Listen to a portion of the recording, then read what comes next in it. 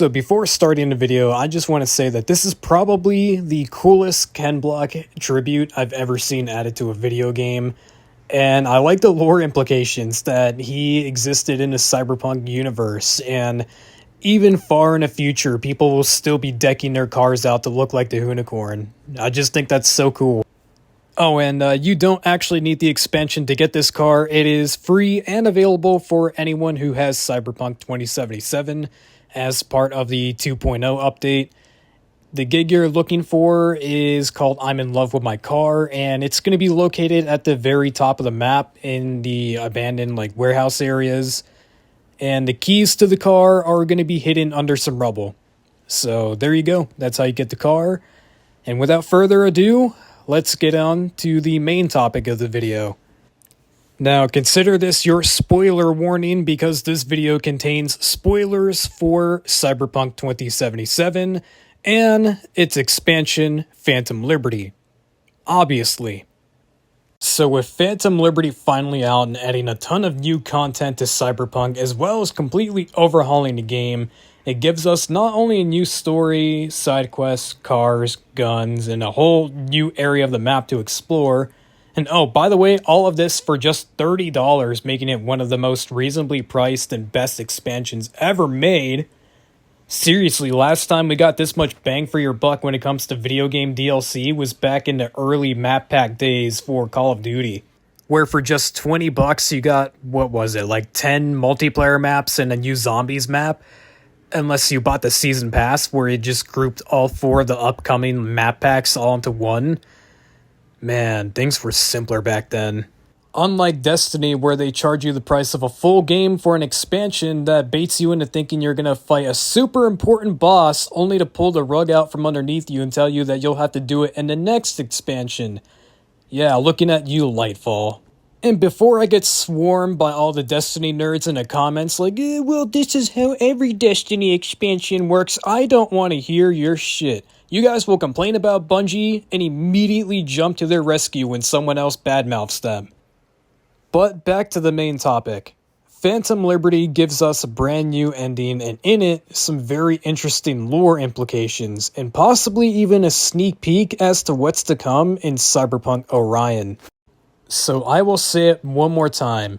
Major spoilers for Cyberpunk 2077 and its expansion, Phantom Liberty. If you have not played them yet, I suggest you do that first. Unless you're Tom Holland and you love spoilers, then you do you. With that being said, let's get into it. Regardless of who you choose to side with in Phantom Liberty, whether it's to help Somi or to side with Reed, depending on the choices you make, of course, it leads to the same ending.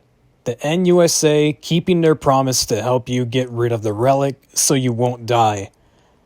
And I can tell you right now that this may be one of the most bittersweet, and actually the most bittersweet endings of them all.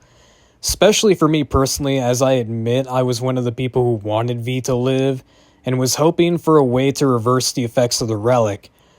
And boy, did I get what I wanted. As the procedure does cure V, allowing them to live the rest of their natural life, but Cyberpunk being Cyberpunk, it doesn't come without some caveats.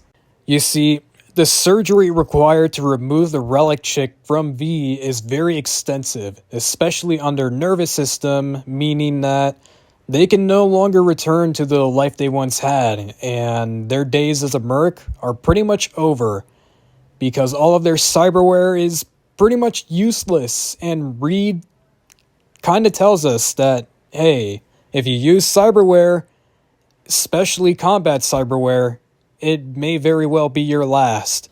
So yeah, while V may have got what they wanted, they've lost so much more in the process. But now, it's time to break this ending down and look at it under a microscope because it has so many interesting lore implications that may lead to the next Cyberpunk game. Assuming that this is now the canon ending, it definitely has some strong evidence to support that being the case, as an earlier conversation with Reed indicates the possibility of a 5th corporate war. And guess what we get to see in this new ending as you're taking the Delamain cab to Vic's clinic. Militech patrolling the streets with areas walled off and citizens protesting. It can also be heard on the radio within that same car ride that Arasaka are pretty much done and have left Night City. Now, we don't know which ending is the definitive canonical ending, but if this isn't the canon ending, then why would they go through all the trouble of adding so many key details like this if it wasn't important? Could this possibly be a tease as to what we're going to see in Cyberpunk Orion? It certainly seems the most likely given all of the hints and teases of a fifth corporate war and Arasaka going under. Now yes, the devs have already kinda debunked this being the case since they've stated that V will not return for Cyberpunk Orion, but maybe they meant not as a playable or main character. And you see, this is important of note because of an interesting line of dialogue you can say to Misty during the epilogue of the Phantom Liberty ending that indicates V could return as a fixer, or at the very least some sort of cameo. Again, if this isn't the canonical ending, why would they choose to include a line of dialogue like that? Sure, it's just dialogue, but it seems to allude to so much more. Sure, it would mean that V wouldn't get to go out with a bang and become the Night City legend that they've always dreamed of, but hold your horses, because they might not even have to. You see, by this time, V's already made quite the name for themselves and has a reputation. A reputation that they can continue to grow if they choose to become a fixer. Think about it. V's already a super capable merc, so being able to source gigs for others would pretty much come naturally to them. Now, the only caveat to this ending would be that because V chose to go to Langley and have the relic removed by the NUSA rather than storming Arasaka Tower and using Mikoshi, you pretty much erased Johnny, effectively killing him twice. But what if I told you that it didn't matter? What if I told you that the version of Johnny Silverhand that's been in our head the entire game was just a copy of his engram, and that the original copy of Johnny's engram was stolen long ago and put into a synthetically made body, effectively resurrecting the dead rocker boy in a clone body? Seem far-fetched? Well, guess what? It's in the source books. Yeah, that's right. There were two Johnny Silverhands the entire time, meaning that it didn't matter after all whether you chose to have them deleted or not. I mean, unless Mike Pondsmith and CDPR decide to retcon the whole clone thing. But most importantly, because we never storm Arasaka Tower in this new ending, it means we never get to fight Adam Smasher, and we never end up killing him, which means that I was right, baby! Woo! Adam Smasher lives and would absolutely mop the floor with V. Canonical V build? I guess not, because they can't use cyberware anymore! As you can tell, I am not sorry at all about my first Cyberpunk video calling V some random street punk.